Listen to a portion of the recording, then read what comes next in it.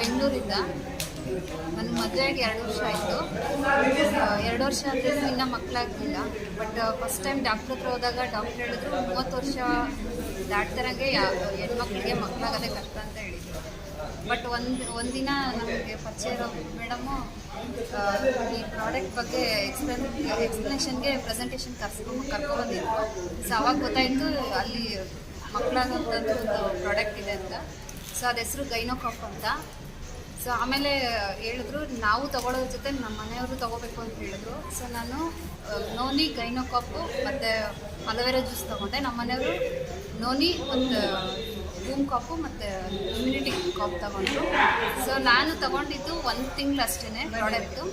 So 1 ತಿಂಗಳಾದಮೇಲೆ 1.5 ತಿಂಗಳು confirm ಆದಮೇಲೆ doctor ಹತ್ರ ಹೋದಾಗ ಮತ್ತೆ ನೆಗೆಟಿವ್ ಆಗಿ ಹೇಳಿದ್ರು. ಸೊ ಬಟ್ ಸ್ಕ್ಯಾನಿಂಗ್ ರಿಪೋರ್ಟ್ ತೊಗೊಂಡೋದ್ಮೇಲೆ ಡಾಕ್ಟ್ರೇ ಇಟ್ ಈಸ್ ಎಲ್ಲ ನಾರ್ಮಲ್ ಇದೆ ಅಂತ ಗೊತ್ತಾದಮೇಲೆ ಸೊ ನಮಗೂ ಖುಷಿ ಆಯಿತು.